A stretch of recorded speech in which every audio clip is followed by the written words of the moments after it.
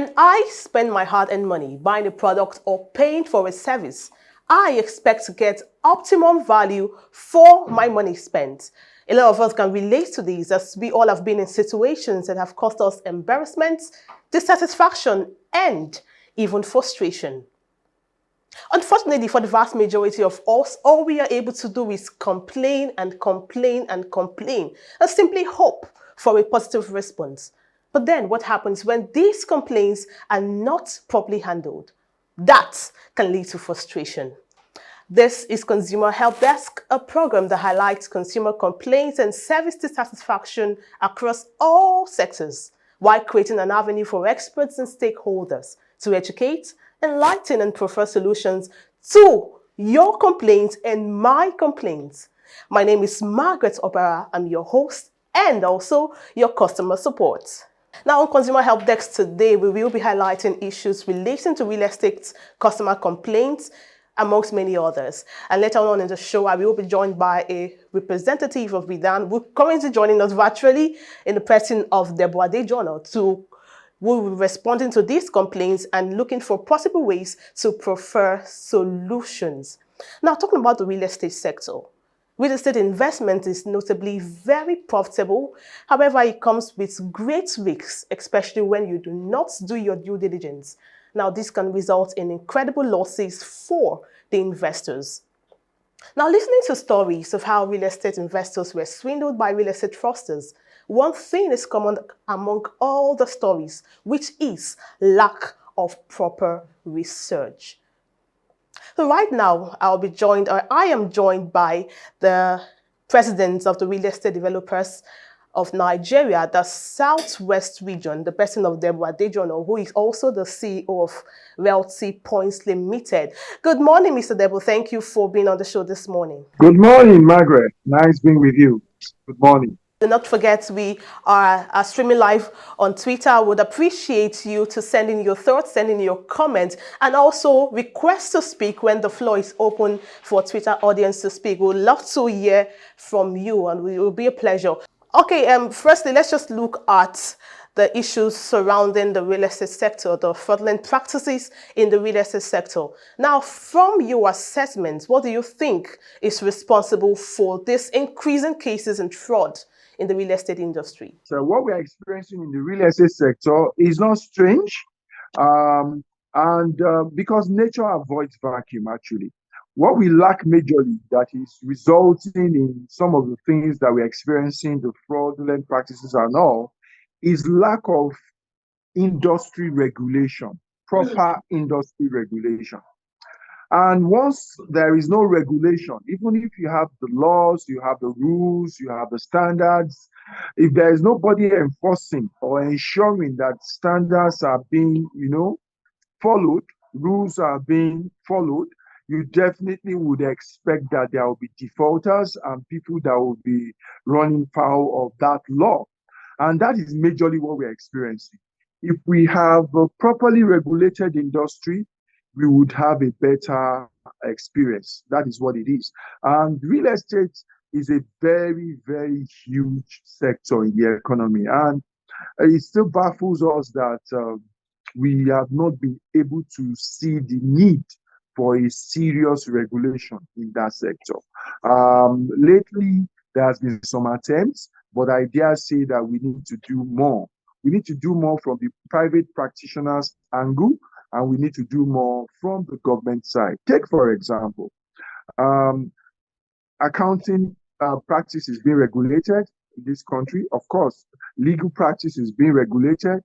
In fact, a number of the professional practices or services under the real estate space are being well regulated. Architecture, engineering, land surveying, all of those. But the business aspect of real estate itself, which is real estate development, is left to anybody and everybody that either has money or does not have. Anybody can just come in without any standard, nothing to fulfill. Agencies are another kettle of fish. Anybody can be an agent in this country, Nigeria.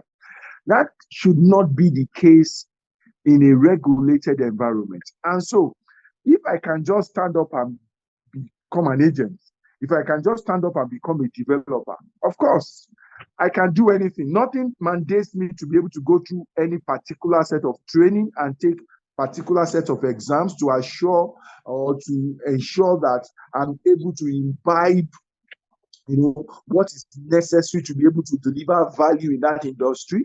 And then nothing also ensures that even when I'm in practice, I'm doing the right thing. So we cannot be surprised with what we have then.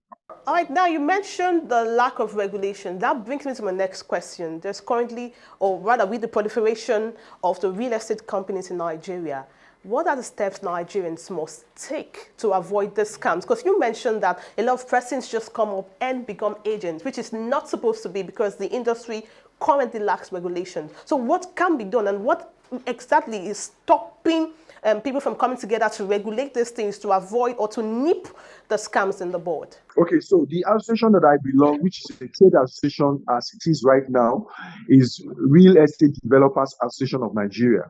Now, we've been trying for the last few years to ensure that a regulatory law is passed, that ensures that anybody practicing as a real estate developer is not just licensed, but trained before they even get licensed. And also, we ensure that while they are licensed, they are maintaining that license, meaning that they are carrying on their duties as is required of a developer, to ensure that customers or clients or prospects or citizens' investments are protected. So what needs to be done is the kind of thing that Redan is doing to try and push for a bill that would ensure that we can regulate. The industry needs to be self-regulated, but you see, we need to be armed with the appropriate instrument of law. Oh, there's currently a housing deficit in Nigeria, and we are not sure if there is a data to back that up. That the question is, why is it difficult to have a comprehensive data in its housing deficit? And really, how can these things be resolved? It's because of the fragmented market also. Data aggregation is a bit difficult because the market is so fragmented, and the people playing it some of the people playing it don't see the need for the aggregation of data. Ordinarily, if it were a regulated environment, just from the records of governments or various state governments in terms of people doing documentation, people doing building permit approval and moving to site and all of that approval, they will have sufficient record as to housing production in each state. But in a situation where people dodge corners and avoid to do the proper thing, and so that is why we have that difficulty. The fragmented industry is still a problem. So researches have been conducted over time. Food soldiers have been sent to the field to try and gather data, but the best we still have are not adequate, as it were. And I agree with you that data is very, very important. We just showed the figures of 20 million, 22 million, 18 million, 17 million housing deficit around. We just throw that around. Nobody has been able to really substantiate that figure as to us being able to work with it as a country. I know that for Lagos State, some detailed research were done at the time, and Lagos State came up with a deficit figure of 3 million in the state. So you can imagine if Lagos State just has 3 million, and Lagos State is the most populated state in Nigeria, and probably the one with the highest deficiency. So if Lagos State is talking about 3 million, if we go by that experience, we may not really have up to this 20-something million we are talking about. So if we are already running with the wrong data, wrong research information, it may be difficult for us to really solve our problem. Yeah, and I totally agree with you. Right, but then what's the association doing to help this become better? I did for the Southwest Association of Redan. Thank you very much. So for the Southwest, we have things in place to ensure that our players, our practitioners, people that are registered with us, supply information of their production on a yearly basis. How many lands, maybe plot subdivision project you did, how many housing projects you started, you got approval for, how many you delivered and handed over and stuff like that. We collate these figures year on year from our members. And that is also to be done, to the best of my knowledge, even at the national level. But you see, this is the problem. Here lies the problem. Very few people that call themselves developers are a member of our association. So if we have 10,000 developers in the country and probably only 1,000 are members of REDA, of what use would our figure be in trying to interpolate or in trying to interpret what is happening in the larger sector, So that is really the problem we have. A lot of the people that are members of REDA largely play the mass housing sector, low income housing sector or affordable housing sector. There are other players who are playing big in other sectors of the economy and meeting the needs of those economies. If we can't have their figures, our figure will not really solve the problem. But I know that REDA as an institution, even in conjunction with the current Minister of Housing, carried out a detailed research about 4 years ago, as to housing deficit, this same housing deficit, trying to really determine the numbers, and we did our best with that research, but I can tell you that we still didn't achieve something that can be said to be conclusive because of the deficit in participation in terms of numbers of people that are coming forward. The sample size wasn't just good enough to be able to say we have a conclusive figure. All right, now you mentioned that very few members are developers now are members of REDA. And now that brings me to this question. In Lagos, we have a lot of people talking about housing scams. I personally have been a victim of that, and it was from a developer. So for things like this, is there something that can be done from these people? Now, the case is still in court for over 2 years, and nothing seems to be done about it. It keeps going on and on and on. It feels like a recurring decimal. So for associations like this, it can misrepresent the REDA, and really, what can be done, or what do you think the association can do to ensure that these members, these people who front as members, scamming people, can probably be put aside, or look for a way to solve this issue of housing scams in the country, from the Southwest region now? Thank you very much. So the number one thing you said earlier when opening the program is that, in the real estate sector, it is caveat emptor, buyers beware. So we usually want buyers to do their due diligence when buying, okay? Simple fact check at the REDA's office will tell you whether the person you are planning to deal with is a registered member of the association or not. When you have a challenge with any registered member of our association and you report it to the association, we take it up. We have a committee, a disciplinary section of the association. Though it's a trade association, but since you subscribe to be a member, it means you subscribe to our codes and ethics and things like that. And if you are hearing, we will definitely call you to order. So I would encourage people to do their due diligence. That's number one. Number two, just fact check to see if these people are registered members of the Real Estate Association of Nigeria. And if you have any problem with them, make an official complaint to the office, either state level, zonal level, or national level, and that will be seriously looked into. You can be rest assured of that. All right, thank you for the assurance. Now, just as we wrap up this segment, what should be the priority? For REDA now, what should be the priority for the incoming administration when it comes to housing? Very important, because a lot of Nigerians want to know.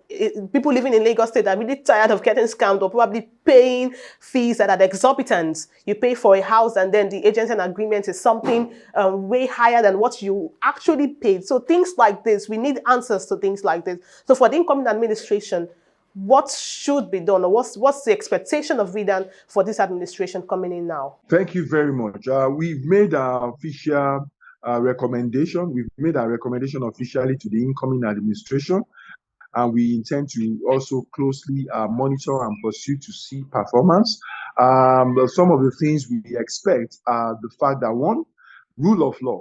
If rule of law is enthroned in a country, it will go a long way in helping not just the real estate industry, but every aspect of our existence as a nation.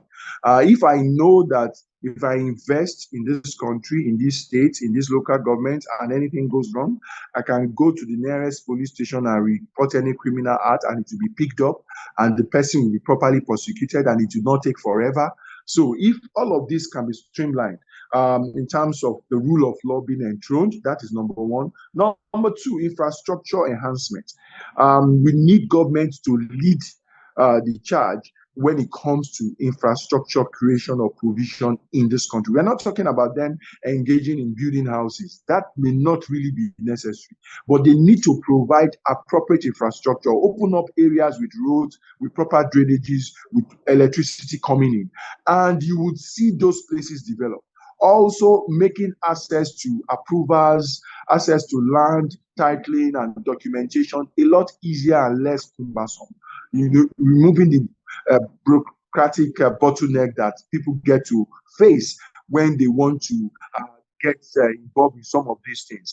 So if I know that getting land, access to land would not be as difficult as it is right now in terms of having to cope with the shenanigans of the Omoniles, having to cope with delays and exorbitant rates that I have to pay when I want to perfect my title or get approvals and stuff like that. And some funny practices of some government, any government officials, are also curtailed. It will go a long way in ensuring that I have ease as to access to land. And then I have ease as to access to approvals, documentation, and all. So I can properly deliver on what I've promised people. So we are really big on asking government to provide enabling environment first, before we talk about housing, proper housing provision, because all of this will then impact on material prices, either the accessibility to them or the affordability and stuff like that. It will go a long way. And these are just the basic things. We've documented a number of things that we want the administration to look into, and I'm sure that we'll pursue the happening of those things. Thank you. Yeah, before I let you go, I'm very glad you mentioned the Omonele shenanigans. Now, I just want you to react to the issue that's been happening on social media. Social media users, Nigerians, have called out some real estate companies. The issue of Omonele thing, I pay for a land, I'm not getting allocations. It takes so much time, even after going through all the cumbersome, the stress and all of that has to deal with this. And I'm still having to drag them on social media. So I could have a lot of them to talk about here, but let me just get your reaction to it first of all. So, like I said, we started by saying the kind of things going on in the industry. Why is that so? And I talked about regulation. If we can get regulation in place, it will help a great deal. For some of these developers that you have talked about that are our members, we've engaged, both with their subscribers and with these companies, and we are making sure that they deliver on their promises. Otherwise, they would also face the music. We are not encouraging anyone, defrauding anybody in any way.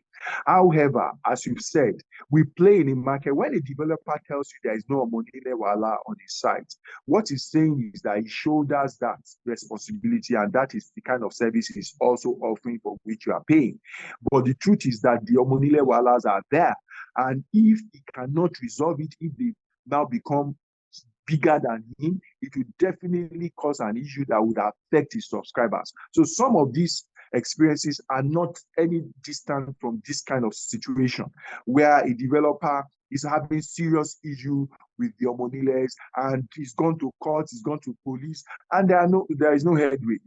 The matter is there forever, and people are paid, and you are in business. You need to deliver certain things to them. Of course, as an association, we are offering all the support we can to genuine developers who are having genuine issues, and we are helping to appeal to their customers to ensure that they just give them some time. These things will be handled, and the hearing the persons or people or family or Omonile will be dealt with appropriately. It's just the unfortunate situation we found ourselves. This is not to say that there are no developers that are outside there defrauding people. A number of these people are not our members, like I've said. And if you have anyone that is our member, approach the state, the zonal office, or the national office, and we will deal with any hearing member of ours. Thank you very much. Thank you, Mr. Debo, for sharing your thoughts on this. We appreciate your time on the show. You're welcome. It's my pleasure. And thank you to your viewers also for the time. Thank you. Thank you so much. That was Mr. Debo Adejana speaking to us. He is the CEO of Realty Point Limited. and also the Chairman Reader Southwest. Please do not forget we are live on Twitter. Send in your comments, requests to speak. We would appreciate to hear your thoughts. We could take a short break now. When we come back, we'll be speaking with another person who will be telling us, talking to us, giving us a live experience on what happened in another sector. You'd like to hear that, but that would be after the break. Glad to have you join us back. You're still on to Consumer Help Desk. Do not forget to send in your comments and requests to speak. We'd love to hear from you. Now, Nigeria has had power supply challenge for as long as we all can remember. This is the poor performance of the power sector to provide adequate power supply despite being Africa's largest oil producer. Now, some of these challenges in the sector involve inadequate or no power supply, overestimated billings, delay in distribution of prepaid meter, among many other issues. Now, some people have gone on different social media platforms to complain about these issues with hopes of a solution. Now, joining me today, we have Olajide Olaniran, who is an ace journalist and expert in the mass media space. He's going to be joining us, or rather, he's joining me to talk about his personal experience. Mr. Olajide, thank you for joining me. Thank you very much. How are you doing today? Yeah, it's good. I'm excited. Yeah, before I get you to share your experience, I'll just say what happened. I've had an experience with this too. Okay. I was going to move into a new apartment. I paid and I moved into the apartment. And unfortunately, they had the estimated billings, expected meter billings that they used to have before it was renovated and I moved in. And then I was told the house is owing the distribution company over 300,000 naira. I know nothing about it. I didn't use the light, but it was expected that every tenant should pay, outside paying your bill, you pay an amount of money for a bill you did not use. And then I'm wondering, how possible is that? Why should that even happen? Now, this is one out of so many other issues. Of course, when the prepaid meter came to our rescue, well, we thought it did, but some persons also had an issue with this prepaid meter. Now, this is my experience. I'm sure many other Nigerians have had experiences when it comes to the power sector. Now, coming back to you, what has been your experience and how were you able to handle it? I think our case is a bit similar. Okay. I mean, I moved into a house, a new house, and what happened was that in the process, I don't know actually. Maybe that's what other builders do, or those who work in the real estate. Maybe I expected that before we moved in, there would have been prepaid meter, everything would have been set. But on getting to the house of moving in, I discovered that everything was intact except the prepaid meter, because that was actually one of the things that was sold to us, that everything would be set. I moved in, and we were living until suddenly the bill came. And I had forgotten. I was just and then you were going shocked ahead with my life, and the bill came. And all I was expecting that actually, first thing I noticed was that I noticed that I kept using the light and the light didn't finish. So I didn't know that it was direct. There was no light. Oh, that was not, yeah. So I was so it was when the first bill came that I noticed I had to call the manager of the house, that what's going on? You mean we don't have meter in this house? That wasn't what I had an issue with that before now coming to the NEPA issue. Or it is Ikeja Electric, okay. So AKDC. that was when I saw the bill. I said, this is too much. They said it's estimated billing, and and then you were not even told before then. Yes, I said, let's even think of this is what is happening. That this is too much. How do we now have find a middle ground? Because I am so sure that I can never I can't imagine using this kind of. So we started. They said I should go pay some, then they will look at it. I started paying monthly on the bills that they bring, and there were a lot of inconvenience that thing cost, and I kept on doing it while I was the manager of the house that I need a prepaid meter because I know that this thing might not end well, because I know these guys have a way of running their business lawlessly, and you don't even. But while I was doing that, I was also looking at options. How do I go ahead with this particular people? How do I make sure that I seek redress? Because I know that it takes a long period if you have to go by their own mechanism, in-house mechanism. We continued. Then after some months, they brought a prepaid meter. They brought a prepaid meter, and I noticed that after installing the prepaid meters, they still were bringing. They now told me that I couldn't recharge the prepaid meter until I offset the humongous money that I was on my previous bill. And now I looked at it, it was over 700 going to 1 million. Wow. That's just for your flat or cumulatively? For my flat. Wow. So that was actually what happened. So I had to say, man, I really have to do something quickly before, or else these people will run me out of Lagos. So I was looking at what to do, and later they told me that, okay, I should start paying a particular amount of money monthly to offset it eventually. I looked at it. I can't, looking at the flat, there is no way in this world that I will use more than 10,000 monthly. And if that is exactly the least that I could pay on that bill for me to have light on that prepaid meter. 10,000 or something like 15,000 was the least, and I can hardly exhaust 10,000 in a month. So I now started by paying 15,000, regularly. I paid for like 3 months. While I was doing that, I had to look for the way to redress, and I stumbled on. I now remember that as I'm a consumer, I should have my rights. Correct. And I had to go through.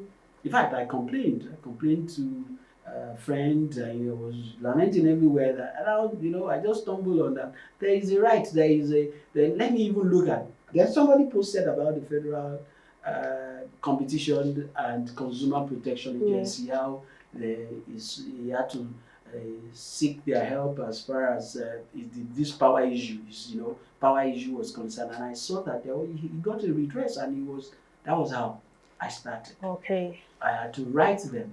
I went on their website. There is a particular place on their website where if you have complaints, you log in. You attach your documents. That was exactly what I did. I wrote my petition, attached some documents, and even though they didn't, I kept doing my bit by paying what I'm expected to pay monthly though, while I waited for justice to come. Eventually, I got justice. For how long? What's the duration? The period, in fact, the period, I think I had to wait like 3 months before I got And then you kept paying for those months? I kept paying for that month. So, but the thing was, normally I could push it forward, but I didn't want to push it because from some experiences that were shared too, I learned that some even got back the money. They got the refund. But I just didn't want to push it. At least I got my the bank zeroed, my account was zeroed, and I just wanted to leave that behind and move on. I didn't really want to, go ahead because I know people who actually got refund for what they billed for their overcharges, that they've gotten from the distribution company. So that was how I moved on, and that was how I was able to sort out this particular issue of consumer distribution agency and the distribution companies problem. And I know that in fact, I've seen people who are giving up. I've heard people, in fact, some friends around have given up in my area. Some said, you will never get it. It doesn't work. It doesn't work. Yeah, because maybe they are expecting it to be a very stressful process. But was the process seamless? It was because the only one that I didn't have to meet people was with the Federal Competition and Consumer Protection, because I logged in and they kept on. Though it took time before, they said they had many complaints that they had many issues that they treat daily, but it will soon get to me. And eventually it got to me. But I had also, don't forget that I had also used the in-house mechanism of Ikeja distribution company. Okay. I didn't get justice. I didn't get no attention. They kept on telling me that the best way to do it is I should just go live my life with the way And keep paying the money until I have sent wow. over. I said, does it mean that I'm working for you? That is what it means. And what it means that I'm working for you guys. Because that means that it's just like I've employed you, I'll be paying your salary, I'm paying you, because if I have to pay this much every month to have that, I don't. So there's not, at some point they weren't even listening to me, they were not picking my calls.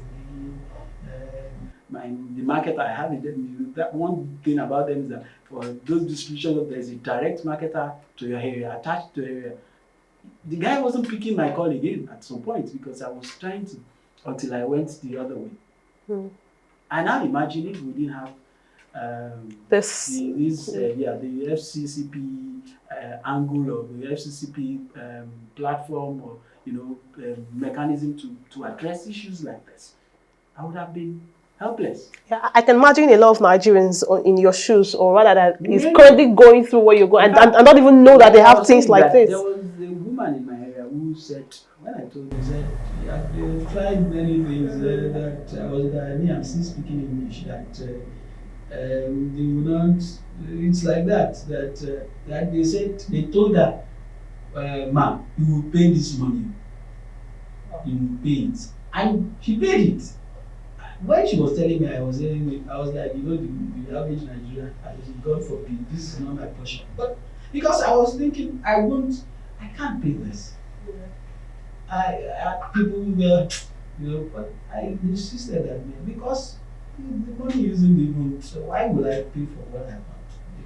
The service I enjoy. Well, it's really nice we have someone share a personal experience and how he went through. A lot of people, they have these issues, they have these problems, and they just keep complaining and ranting and probably lodging complaints. But the thing is, are you lodging the problem to the appropriate organizations? There's something about which I feel about we don't really test our laws. We have many agencies and we don't even know. Yeah, I think it's of course. If I would have given up, be sulking and not do anything, probably giving up and kept paying, but it was just because I was resolute. I made up my mind that I was going to see this issue to a particular end, that I will, to an extent to an end that I will know that I've done my best. And this is all, but and it was in that process that it was an eye opener for me, because I noticed that most people don't really know their rights. Even if they know where to go, or there is this cynicism that it won't work, so no need. It doesn't work because Nigerians have been programmed to think that most of these things are they're there just for their name, nothing to really write. They're not doing anything. Well, Mr. Olajide, I appreciate the fact that you had to share a personal experience, and also letting Nigerians know that we have appropriate organizations that can handle your complaints. And you mentioned something that we are now wired to make you feel like, well, it won't work, so what's the need of trying? There's always something about trying, and when you try and it doesn't work, that's when you can now come out to say a lot of things. But then a lot of Nigerians are currently facing this. It may not just be electricity, but so many other sectors that are not even working. Although the question should be, why shouldn't you work in the first place? But then in a situation where it's not even working, what you do is just look for appropriate authorities to complain to. In the saner clients that we see, there is for every organization or for every sector that there is what we call the ombudsman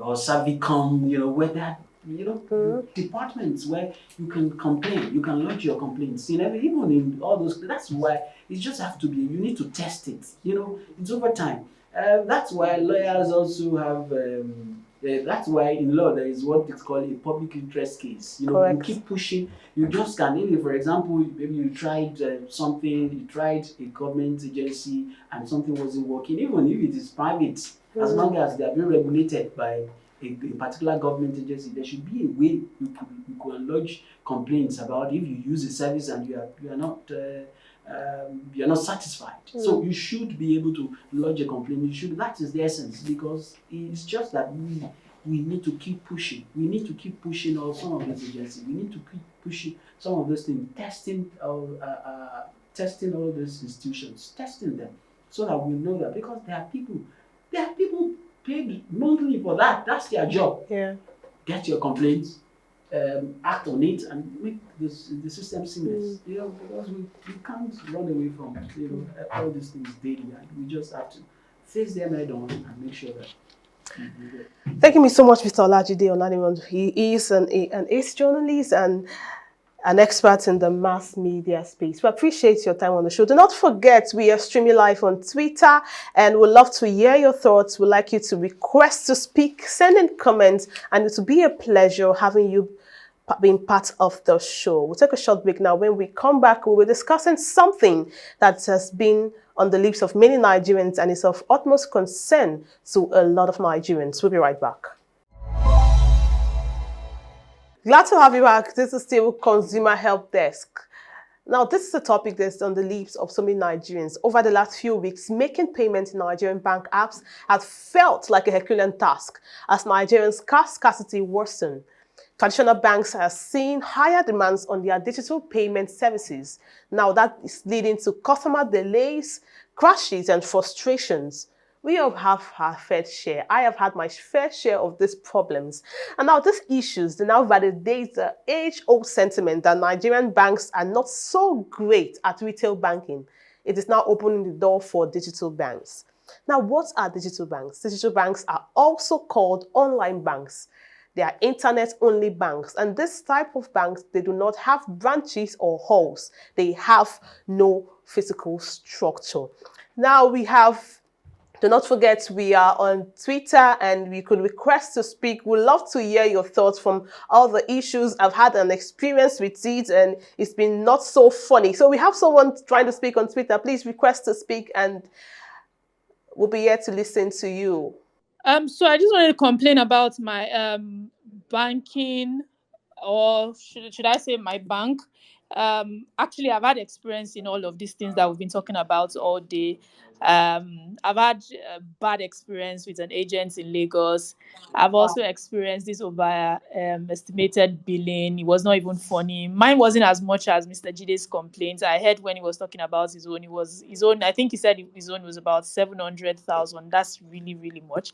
Mine wasn't as much as that. It was a new apartment. But let me not go into that. Let me just speak to my banking experience. So mine started when we had this whole cash crunch issue in Nigeria. And before then, I've always had problem with my... Am I allowed to call out the bank? Yeah, please Yes. do it. That's I would why gladly we are call here. them out with my full chest. Mine has always been with First Bank, and it has not been funny. Sometimes they just close my account abruptly. So sometimes when I receive a huge amount of money that drops into my account, you just see that they block my accounts, and I have to go to the bank, submit one document or the other. It's really, really crazy and annoying. And each time I have to go through their customer service to complain, it's just a very, very long hassle, and it doesn't get sorted out immediately. So there's a lot of back and forth with that. And I'm honestly tired, and I'm sure a lot of people have also having such experience with this banking, with these banks. Mine is with First Bank, to be honest. I don't have so much experience with any other bank, but First Bank, I don't know if any other person is experiencing it, but First Bank is just a pain in the ass. I'm sorry I'm using that word, but I just have to say it. But then have they tried to reverse the money or rectify these issues you've No, been I complaining see I'm about? spending money with First Bank. Since January, I've been battling with this thing back and forth. Yeah. I've even tried to reach out to different people at different branches. They've even told me that I've done so much, complaints. I've lodged complaints many times, and then they're clamping down It's really terrible. Let me just put it that way. It's really, really terrible. Yeah. And if this is the situation with me, I can imagine number of situations that every other person or every other Nigerians are going through.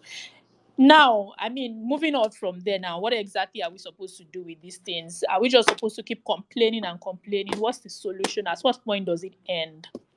Well, it's sad you have to go through all of that. I'm sure that the banks, they have appropriate authorities, and if they're not able to, they should be able to sort this out. Not even if they're not, they should be able to sort this out and ensure that customers are properly satisfied. That is the reason for customer satisfaction.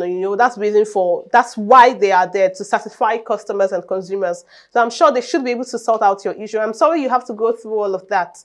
Please do well to send in your comments, do well to tweet, and do well to request to speak. Would love to hear from you. Now I have a couple of tweets here. A lot of persons are complaining about banks. We had someone just talk about First Bank. Now someone is at Hugo is saying, I went to Zenith Bank 2 days ago to withdraw money. Upon getting there, as usual, the withdrawal procedures were expected. That's putting my PIN and all of that. But then the ATM did not pay me my money, so I decided to leave. Immediately, I got in my car. I got an OTP, but I didn't request for it. I didn't give the PIN to anyone, but then immediately I started to receive debit alerts about 200,000 naira one time and 250,000 naira 7 times until 2 million naira was removed from my account. I quickly ran into the bank and the account was blocked. I wrote a letter to the bank manager once she came in, and this tweet was sent by underscore Hugo. And someone else at Habitu Black tweeted on the 17th of May 2023. He said, please, Zenith Bank, are you not aware that your network on MasterCard has been down since yesterday? Do something about it. That tweet was 9:07 a.m. on the 17th of May 2023. We also have someone who tweeted on the 18th of May by 2:28 p.m. at Oje Arakame. He said, Zenith Bank, when would my complaint be resolved? Transfer of 20k since 11th April, yet to get the beneficiary and no reversal either. Your customer feedback and complaint channels are not really working. A couple of more tweets at Farhan underscore OA tweeted and said, if you're still using Zenith Bank, voila, you are hell of a believer, and I'm impressed. That's on the 18th of May by 11:53 a.m. Well, I think I should be part of these people who are believers of a process, because I've been using Zenith Bank for as long as I can remember. And at Pelais tweeted on the 18th of May, 1:49 p.m. Zenith Bank, please fix your delayed transaction and last problems. I am honestly tired of being held to ransom because I made a transfer and the merchant doesn't get it up to 30 minutes and beyond. I can imagine the frustration from this customer. At DaVinci underscore tweeted on the 18th of May, 12:34 p.m. Zenith Bank, I am disappointed with your services. I made a complaint to the customer service unit as regards transaction carried out since Saturday. I got debited. The recipient didn't receive the value and the money isn't in my account. This is becoming an occurrence, or rather, he meant to say recurrent. Kindly refund. And the last tweet, amongst many other tweets from Nigerians I have here, is from at Young Destiny. It's really annoying that Zenith Bank will not respond to customers' complaints 72 hours later. I requested for a statement via email, mobile app, Twitter, WhatsApp, no success. And he is tagging the Central Bank of Nigeria. That was on the 18th of May by 1:34 p.m. All right, that's it on the show today. It's been a pleasure speaking with you. It's been a pleasure having you join us. Do not forget, this show continues every Friday, 11 a.m. We are live on Twitter and also YouTube, all of our social media platforms. My name is Margaret Opara, your host and consumer support.